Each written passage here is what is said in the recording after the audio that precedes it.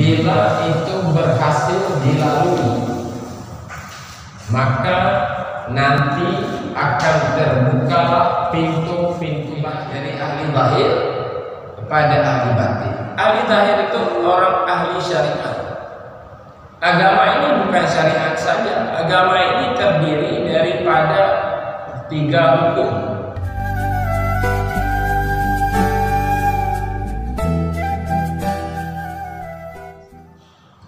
Pada malam ini pengajiannya berjudul muhasabah. Muhasabah ini berdasarkan sebuah ayat dalam Al-Quran yang berbunyi, Ya ayyuhalladzina amanu taqullaha wa tanzur nafsum ma qaddamat lighad wattaqullaha innallaha khabirun bima ta'malun. Wahai orang beriman, takutlah kamu kepada Allah dan hendaklah kamu memperhatikan apa-apa yang mendatangkan ia untuk besok. Itu dalilnya. Hendaklah seseorang memperhatikan barang-barang yang disiapkan untuk besok. Takutlah kepada Allah, sungguhnya Allah Maha tahu dengan apa yang kamu kerjakan. Yang dalil tentang muhasabah.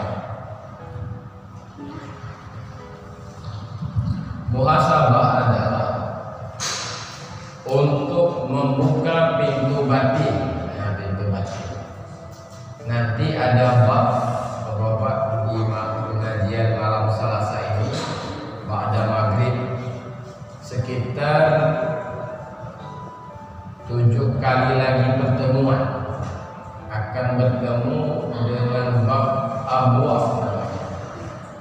Nanti sekarang hampir habis bab itu di Masjid Lekari. Jadi jemaah malam Selasa ba'da maghrib 2 goyak dulu asal-usul. Ba'da maghrib kita alam, ba'da isya di Masjid Lekari. 2 waktu saja tidak.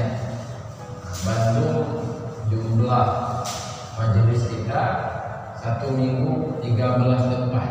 Jadi Pak Sanusi harus ikut paling kurang 10 tempat. Nah, baru bisa. Nah, insya Allah. Yang pagi ini buat saya Pak Sanusi, agar banyak baru untuk nyonya menang. Nah, kan? Coba 2 hari lagi sama dia. Coba kita cari ya. Baik. Jadi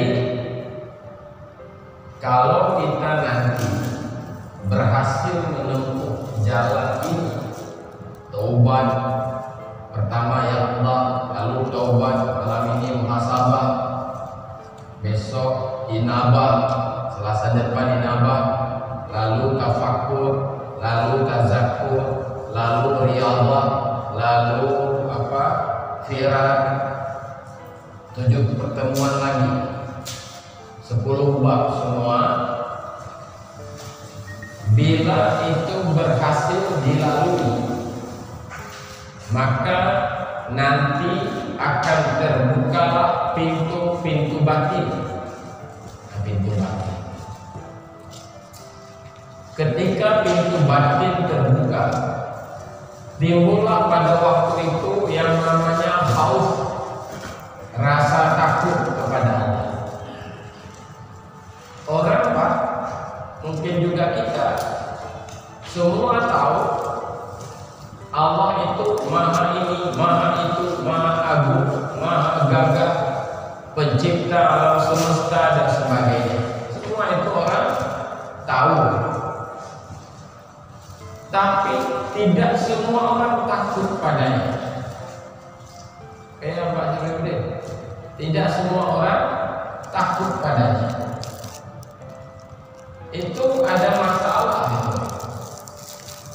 Orang percaya bahwa harimau itu berbahaya, tapi ketika jumpa tunggu anehnya jadi mau mana ini berjumpa dengan sesuatu yang diyakini sangat berbahaya, tapi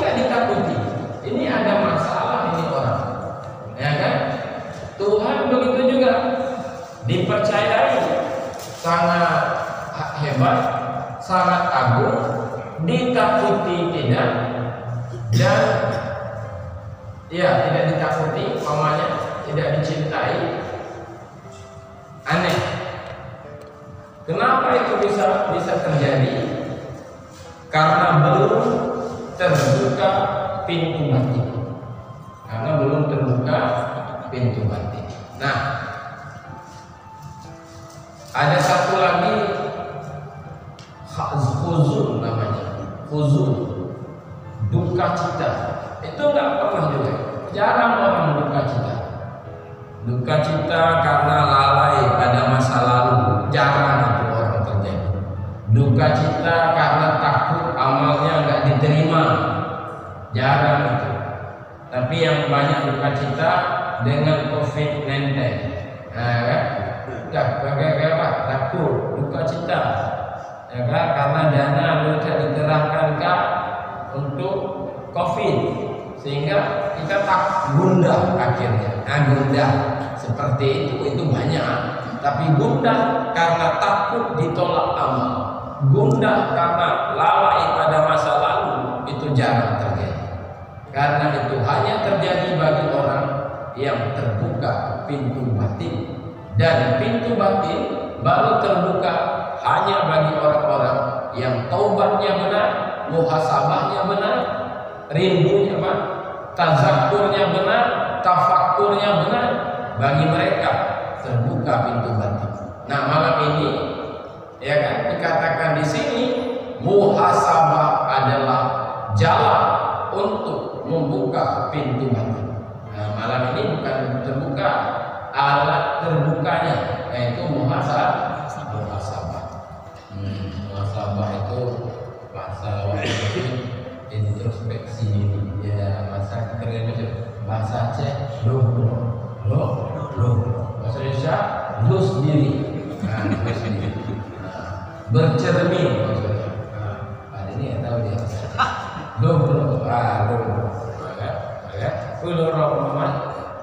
ya kan? Menghitung-hitung tentang nanti kita ngaji. Nah, itu dia. Jadi muhasabah untuk membuka pintu batin,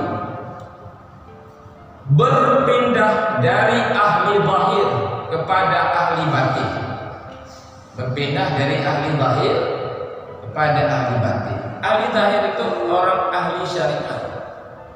Agama ini bukan syariat saja. Agama ini terdiri daripada 3 hukum: iman, Islam, dan ihsan. Itu baru sempurna agama. Karena itu ulama mengatakan wajib bersyariat, wajib berhakikat, ya, wajib bersyariat dan wajib berhakikat. Orang bersyariat tanpa berhakikat itu orang fasik. Orang berhakikat saja tidak bersyariat itu orang zindik. Nggak cukup iyyaka na'budu, tapi juga harus ada wa iyyaka nasta'in. Nggak cukup wa iyyaka nasta'in saja, tapi juga harus ada iyyaka na'budu. Iyyaka na'budu wa iyyaka nasta'in itu syariat satu, hakikat satu. Syariat itu berarti pertama kita beriktikad dengan akidah Ahlussunnah wal Jamaah. Ilmu syariat itu ada 3 nih, akidah Ahlussunnah. Itu kata kitab Tanwir Qulub dan lain-lain. Yang kedua kita memahami hukum syara. Akidah ini Pak, memahami sifat-sifat yang wajib pada Allah. Seperti kita ngaji di balai malam Jumat. Kita baca Aqidatun Najin. Kalau kami di pesantren dengan dewan guru baca kitab Hasyiah Syarqawi namanya, Ummul Barahin. Itu dia akidah Ahlussunnah. Yang kedua kita memahami hukum syara. Ya, kalau akidah bicaranya soal ketuhanan dan kenabian. Sifat yang wajib pada Tuhan, yang mustahil pada Tuhan, yang wajib pada Nabi, yang mustahil pada Nabi, yang harus pada Nabi, yang harus pada Allah. Kemudian kita percaya sam'iyah, ada surga, ada neraka, ada kebangkitan, ada hisab hari kiamat, lalu masuk neraka, sebahagian besar masuk neraka, sebahagian kecil masuk surga. Nah, jamaah awal Selasa di kota alam sebahagian kecil. Amin. Nah, kan? Masuk surga kembali. Tapi jangan ajak seruti ya Allah ya. Jadi kamu kan nampak le 2 kali, hilang le 2 bulan. Ini nampak ide tapi kita alam kalau mana lagi. Jadi itu samayat namanya, percaya ada surga ada neraka. Yang ketiga, memahami hukum syara, cara salat, cara puasa, mengetahui air yang sah berwudu, syarat mandi junub, syarat berwudu, lalu salat Jumat, lalu zakat, haji, puasa, itu namanya hukum syara. Ilmu itu fikih, wajib fiqh, ilmu fikih.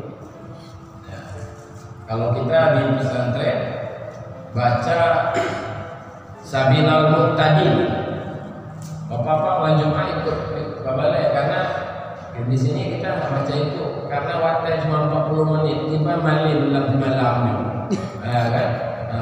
Kalau Jumat kita di sana habis isya pengajiannya, lalu PUJ bebas. Yang ketiga, memahami sifat-sifat nafsu. Sifat nafsu yang baik, taubat, tawakal, ridha, sabar, ikhlas. Sifat nafsu yang jelek, sombong, dengki, itu haram juga. Haram takabur, cinta dunia, cinta pujian, dendam, sombong, sok paten, sok hebat, macam rumah. Nah, itu sifat-sifat nafsu yang jelek. Sudah Pak? 3 ilmu itu bila kita sudah memahami dan lalu kita berhasil mengamalkan, itu namanya ahlul dhahir. Apa namanya? Ahlul dhahir. Kapan kita menjadi ahlul batin? Kalau kita sudah berhakikat. Hakikat itu berarti tajalli sifat-sifat perbuatan dan sifat Allah di dalam batin kita. Tajalli lagi Allah. Sama dia ada orang berbuat baik kepada kita, memberikan mobil, memberikan rumah, gaji yang besar, kan? Toke bahasa Aceh, toke tanya, memberikan kepada kita. Ini Pak Sanusi toke lu, kan? Jadi Pak lu anu buah, sopir pribadi. Jadi Pak Sanusi ini dermawan betul untuk saya. Jadi datang itu cahaya beliau ke dalam batin saya. Cahayanya begini, oh ya sangat murah, oh sangat dermawan. Gara-gara beliau saya bisa naik mobil, gara-gara beliau saya memiliki rumah mewah. Nah itu cahaya datang. Waktu itu hilanglah perbuatan saya. Maksud hilang, saya bisa beli mobil mewah. Itu bukan kekuatan saya, tapi kemurahan bos saya. Tajalli sifat beliau ke dalam batin, itu hakikat namanya. Jadi kalau orang sudah ada begitu, berarti dia sudah lengkap. Syariatnya ada, hakikatnya ada. Itu contoh pada Pak Sanusi yang mau kita pahami, ada seperti itu terhadap Allah. Sifat Allah datang ke dalam batin, perbuatan Allah terlihat dengan mata batin, bukan perbuatan kita. Berarti kita hebat, dihebatkan oleh Allah. Kita hidup, dihidupkan oleh Allah. Kita sukses, disukseskan oleh Allah. Tapi kalau belum berhakikat, kita bukan Allah yang terlihat, kehebatan diri kita. Sukses Pak ya, iya saya pandai bergaul, saya begini, saya pendidikan ya, dokter, boleh. Terlihatlah diri dan perbuatan diri, itu syirik khafi. Nah, itu syirik khafi. Tingkat, ya kan? Nah, Muhasabah, kita kembali lagi kepada muhasabah untuk membuka pintu batin, berpindah kita dari ahlul zahir kepada ahlul batin. Seperti tadi, kayak kabar ini terlihat kehebatan Allah, terlihat sifat kasih sayang Allah. Itu hakikat namanya. Sudah, jadi saya ulangi, muhasabah untuk terbuka pintu batin, untuk berpindah dari ahlul zahir kepada ahlul batin, dan muhasabah juga berfungsi untuk memutuskan awaid. Awaid itu penghalang-penghalang di jalan Allah. Tidak penghalang itu. Penghalang corona, penghalang sih. Banyak penghalang. Rezeki penghalang juga. Dunia penghalang juga. Manusia penghalang juga. Banyak penghalang jalan ibadah. Singkirkan penghalang. Itu dengan muhasabah yang bisa. Mana penghalang? Kacau. Jadi Pak, itu tak penghalang. Dan anak mampu dah lalui, maka gagal dalam perjalanan ibadah. Umur berjalan terus. Sementara saya penuh dengan penghalang-penghalang. Bagaimana Pak kita ikut berzikir gabung-gabung? Niat sudah ada teguh, tapi lu kacau mendong. Oh mana kacau masalah apa? Rumah tangga masalah kantor. Lu dah pensiun nanti, kalau gajian nanti kayak potong di bank. Lu ngomong lah ini. Tadi nak mati kok ada muda mengpakai kamu itu ngomong. Nah, yang awak nanti. Namanya awak. Kita bab 2. Lalu muhasabah juga mencegah alaik, sangkutan hati kepada selain Allah. Nah, sangkut-sangkut di batin dan kejepayahan, susah bekerja. Kita harus, lalu dilanjutkan, kita harus melihat amal kita, perbuatan kita. Ini orang muhasabah harus selalu melihat amal dan perbuatannya. Bila banyak yang baik, kita bersyukur. Jika banyak yang keliru, kita beristighfar, bertaubat, minta ampun, serta menghilangkan yang jelek-jelek. Sebab Allah memerintahkan kita dengan firman-Nya, "Aufu bil uqud," lunaskalah janji-janji. Yang ini ada lunasi. Kata Sima Sabi, dari tadi subuh sampai duhur, apa saja yang diperoleh? Oh saya Ustaz tadi subuh salat jamaah, bagus itu. Habis salat subuh jam 10 cek nangis sampai pukul 12 baru kopi. Cek nangis itu apa? Pegah apa yang hanya pernah pegah. Nah, ngomong sesuatu yang tidak perlu. Oh besok saya harus muhasabah. Besok nggak boleh begitu. Sayang waktu. Karena umur kita jika 60 kata kitab Muraqiyah Budia. Kalau tidur 8 jam satu hari, berarti habis untuk tidur 20 tahun.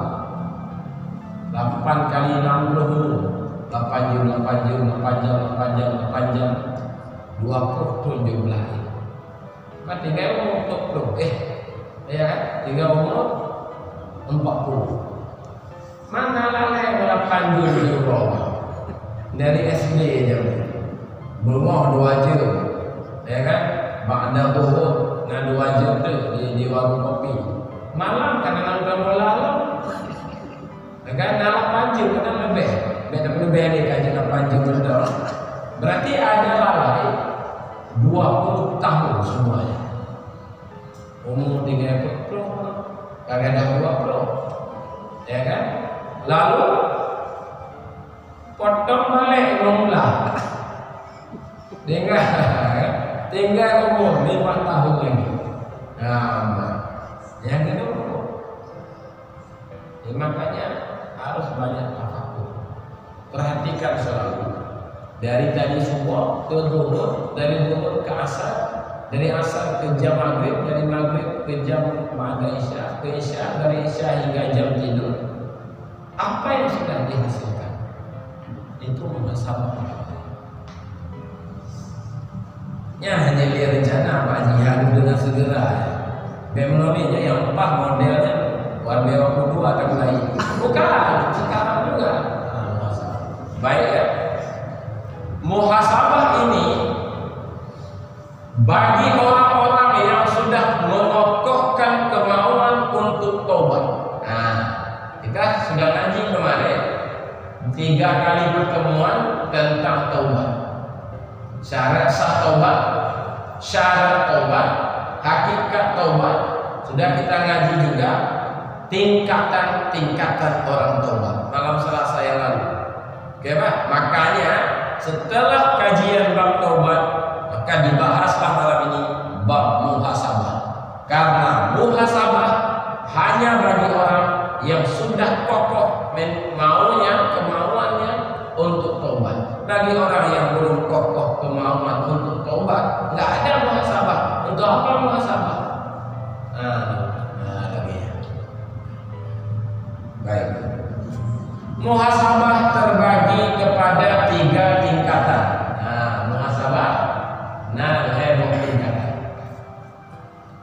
Muhasabah tingkat pertama membandingkan antara dosa dengan nikmat yang diberikan oleh Allah kepada kita. Kita diberi nikmat kesehatan, ya kan? Dengan kesehatan itu hari ini berapa banyak kebaikan kita lakukan dengan kesehatan yang diberikan oleh Allah? Berapa jam kita pakai nikmat waktu untuk Allah? Berapa jam kita pakai kesehatan untuk Allah? Nikmat harta berapa persen untuk Allah? Dihisap, dibanding-banding. Sebab nikmat itu dituntut untuk disyukuri. Bila tidak disyukuri, kita disebut orang yang kufur nikmat. Yang dihisap umur dihisap. Summa latus'alunna yawma idzin 'anil na'im. Semua nikmat ditanya kembali. Latus'alunna. Taukid lagi. Taukid itu bahasa Aceh bit-bit, benar-benar. Bit-bit. Ya kamu oleh karena bukan bit-bit, ke bit-bit, pakai ke lah, kan? Lebih mantap lah. Ke bit, benar-benar. Yang bahasa Jamek, iyo, kan? Iyo, benar-benar bisa. Diminta tanggung jawab. Berapa umur Anda ditanya? Di antara yang ditanya umur. Kemana ila aina mita fima afnah. Ini hadis ini. Umur itu ditanya, kemana dihabiskan? Harta ditanya 2. Dari mana diperoleh dan kemana dibawa? Soal harta 2 model. Dari dan kemana? Ditanya. Yang ini apa ditanya? Ya kan? Kayaknya perlu dari saya hisab dari sekarang. Makanya kata Sayyidina Umar, siapa menghisab-hisab diri di dunia, di hari kiamat kurang dihisab. Kalau hisab-hisabnya itulah seperti orang mau berangkat, periksa dulu SIM, KTP, sertifikat vaksin, ya kan? Surat kesehatannya, ya kan? Ya bagi orang yang meneliti itu, insya Allah di jalan aman. Karena siap. Nah orang kiamat, orang yang selalu menghisap diri, kurang dihisap di sana. Kali malaikat, yo jamaah ke dalam, kita menunggu jalan surga. Beda katanya, karena mereka itu sudah menghisap dari dunia. Amal aja orang surga. Anak hisap, amin. Amin. Ya, doa ya. Insya Allah. Baik Pak. Jadi tingkatan pertama menghisap apa tadi umur, menghisap apa? Membandingkan dosa-dosa dengan nikmat yang Allah berikan kepadanya. Berapa nikmat yang Allah berikan kepada kita dan berapa dosa yang kita lakukan dengan nikmat itu.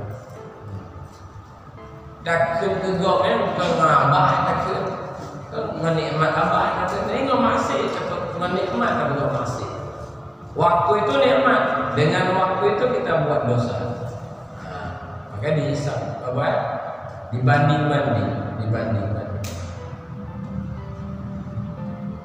Untuk memperoleh muhasabah tingkat pertama itu, di antara lain harus memahami ilmu fikih. Nah, fikih menjelaskan kesalahan dalam salat, rukun salat yang membatalkan salat. Fikih menjelaskan mana yang benar, mana yang salah. Syariat ilmu fikih di antaranya. Sebab kebaikan dan kejahatan dapat diketahui menurut hukum, ya kan, bidala daripada ilmu syarah, ilmu fikih. Harta untuk berapa zakat, ya kan? Permainan ini haram atau tidak, boleh atau tidak, kegiatan seperti ini dilarang atau tidak, itu jawabannya dalam ilmu fikih. Di antaranya begitu.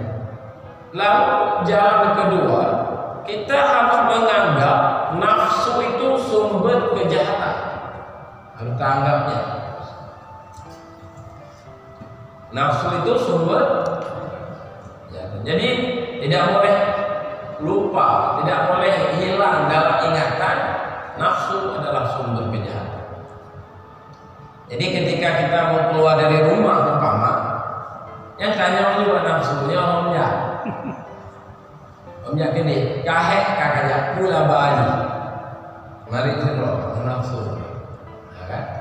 Maka ketika mau ngomong, tanya dulu ini mau ngomong apa ini? Mau berbuat apa? Mau berangkat kemana? Keluar dari rumah mau kemana? Ya kan? Karena apa? Nafsu sumber kejahatan. Dia tidak pernah tidur sebelum kita binasa. Dan itu lebih sulit dikalahkan daripada syaitan, karena nafsu musuh di dalam rumah, syaitan musuh di luar rumah. Ibarat tamsilannya begitu. Pencuri dalam rumah Pak sulit tak kasih. Ayo ngomong aja, ya kan? Pencuri di dalam rumah. Lagi bapak aja namanya. Bencuan menghinanya, diplomanya. Emas istri dicuri oleh suami. Setelah dicuri, lalu ibu itu bilang sama suami, emas saya hilang Pak. Kenal loh istri. Itulah kamu nggak hati-hati kalau barang. Kamu bikin bawah itu, ya, bentak istrinya oleh pencuri yang tidak diketahui. Bukan hanya saja bahwa suami yang mencuri, ya, panjang bocor, kapan terbuka itu rahasia? 10 tahun kemudian, wate bapak taubat. Nah, ini benar lapor dulu. Kan dulu, kan? Jadi cuma dulu, diproduksi baru bocor rahasia. Nah, oke kan? Kemudian mana? Jadi enahi saja, enggak sedikit pun nggak ada tanda-tanda dia yang mencuri. Pertama dia minta saya, karena katanya taruh barang nggak hati-hati. Yang kedua dibantu lagi untuk mencari. Udahlah sekarang bagi tugas, kamu cari di lemari, saya cari di kamar, kita cari dua-dua. Pencuri minta. Itulah pencuri di nafsu, ibarat pencuri di dalam rumah. Kalau setan ibarat pencuri di luar. Nah, jadi setan lebih mudah diatur dibanding nafsu, tapi nggak mudah juga dibanding dengan nafsu. Nafsu itu tabiatnya lucu Pak. Nafsu itu adalah musuh yang dicintai. Maka berbeda itu orang yang dicintai terlihat air. Pamannya begini di kampung saya pasar ini. Kenalah di kampung saya. Kami tanya, kenapa kalian malas sekali ikut zikir? Nah kan, begini jauh. Teladan mulai, menyuawai mulai, saya duluan datang. Nah kan, jadi kan dia nggak ikut zikir dan dia tidak salah. Yang salah orang berzikir karena telat mulai. Ya bayangkan, lam salah, tidak salah. Orang main judi, ngambung lonce, ya kan? Kamu main judi, dia berkali untuk ngambung. Kenapa? Kau main dia cuma bayar kopi. Oh janji lah bayar untuk Tuhan bisa makan sih kalau bayar. Artinya balik judul bukan main judi, cuma saling bayar kopi itu aja. Siapa yang kalah bayar kopi. Jadi iseng-iseng persahabatan. Adik hanya salah sih. Itulah nafsu adalah musuh yang dicintai. Kata Imam Ghazali dalam kitab Minhajul Abidin. Ya waktu dulu panjang ngomong sia-sia cek lagi. Kita tegur Pak, tak boleh ngomong waktu. Beliau daripada cakap juga. Kita duduk lagi orang dari sana ya dibela yang salah. Tidak tanya lagi ngaji. Makanya jangan saya baca buku satu judulnya, bukunya hebat kan? Judul kan 6.000 lebih dibeli, dicetak. Jadi apa judulnya? Cara mempengaruhi orang lain. Belum baca. Itu kaki dia galak apa baca dia model-model, ya kan? Yang baca kitab manazil. Dikatakan dalam kitab itu, buku itu, jangan sering katakan kepada orang salah kamu. Jangan sering bilang begitu. Karena paling suka orang mengakui salah. Yang paling sulit orang mengakui salah. Belum praktek sih kalau belum juga penelitian. Saya mengajar di penjara Kaju. Jadi balik duduk seperti habis pengajian, setiap hari Sabtu saya ambil satu orang untuk saya ajak minum kopi. Satu aja saya mau. Habis minum kopi nanti, jadi Pak bisa masuk ke sini. Nyokin waktu jamun kaki, gua paju bapak tanya kena berita. Oh berarti salah. Berarti dalam penjara yang mau salah. Sabtu depan saya cari lagi satu orang yang lain lagi setelah ngaji. Yuk Pak minum kopi. Habis saya minum kopi, saya tanya, kok bisa masuk penjara? Itulah tentu. Nah dunia orang, ya. Ini benar kita salah dipahami. Tapi ujung ini tanya orang dalam penjara, hanya salah sih. Kemudian yang rumahnya dengan bukunya, lepas ya orang mengakui salah karena nafsu adalah musuh yang dicintai. Ya, bagi Pak Muzidi pengajian pada maghrib begini. Saya tanya, Bang, kami ada mengaji di masjid, kenapa nggak ikut? Itulah Ustaz, saya kalau ada maghrib itu nggak cocok saya ngaji. Loh, kenapa? Cuma sebentar dah azan Isya. Jadi saya mau ikut, ya kan? Jadi salah panitia masjid, kenapa dibuat pada maghrib? Jadi tetap ada salah. Nah itulah nafsu adalah musuh yang dicintai. Akhirnya pakai lomba pada Isya, hana lemah sih lemah. Jadi itu bukan di Kutala. Baik ya. Jadi baik kembali ke sini. Muhasabah tingkat karena saya malam ini soalnya saya di sana. Nggak bisa di sini karena malam ini gabungan seluruh desa di Minang menyambut Maulid pengajian bersama. Yang ke untuk melakukan muhasabah tingkat pertama harus memahami ilmu fikih. Yang kedua harus selalu mengingat nafsu adalah Jadi kita bisa mengukur, ini saya ikuti atau tidak, ini saya kerjakan atau tidak. Nah, bila kita sudah memandang nafsu sumber kejahatan, kita sudah hati-hati dalam melakukan tindakan. Ini jangan-jangan ini terlibat nafsu. Sehingga seperti kita katakan tadi, sedang salah, tidak salah. Nah, yang ketiga, membedakan antara ihsan dan istidraj. Ulangi, membedakan ihsan dan istidraj. Bila kita lihat nikmat itu datang dari Allah, kita sama sekali tidak terlibat untuk memperoleh kesehatan. Saya sehat Ustaz bukan karena masker.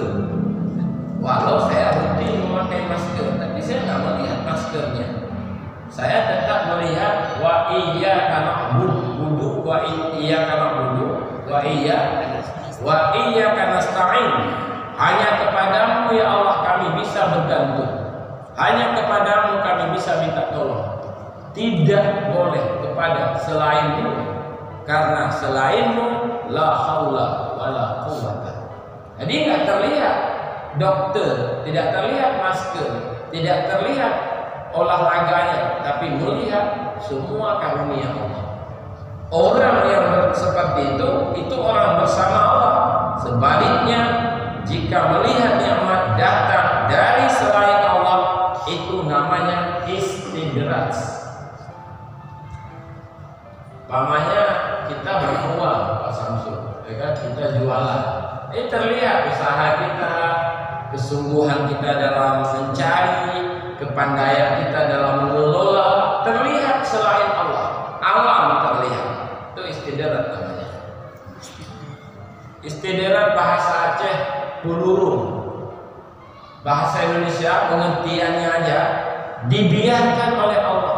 Dia dalam keadaan sehat, dibiarkan dalam keadaan selamat. Padahal dalam waktu yang sama dia orang dimurkai oleh Allah. Dibiarkan. Istidraj namanya, peluru. Saja peluru. Yo bahasa Aceh, rotek bahasa kamu aja. Di talo atau burung lemah. Nampak talo lemah ini dulu. Aneka mak kabu. Di tiap badan. Artinya tali lembu tidak diikat, dilempar di atas lembu itu sendiri, biarnya dia berjalan sesuka hati. Istidraj dibiarkan oleh Allah. Dalam sehat, dibiarkan dalam keadaan selamat, dibiarkan tidak kena COVID, dibiarkan rezekinya terus bertambah, dibiarkan tokonya terus bertambah, tapi dalam waktu yang sama dia melupakan Allah. Itu istidraj namanya. Itu sangat ditakuti oleh orang-orang saleh. Jadi untuk melakukan muhasabah tingkat pertama, kita harus mampu membedakan mana ihsan, yaitu melihat datang dari Allah, mana istidraj, yaitu melihat datang dari selain Allah. Tiga itu adalah syarat utama untuk kita bisa melakukan muhasabah tingkat pertama. Apa itu muhasabah tingkat pertama? Menghitung-hitung dosa yang kita lakukan, membanding-banding dosa yang kita lakukan dengan nikmat yang diberikan oleh Allah kepada kita. Nikmat umur diberikan hari ini 24 jam. Berapa jam untuk Allah? Kita hitung-hitung, nyamudahnya. Baik, demikian saja malam ini. Muhasabah tingkat kedua dan ketiga kita baca nanti malam Selasa yang akan datang. Kalau tidak puas, ikut ke sana lagi. Malam ini saya sama Aisyah di sana.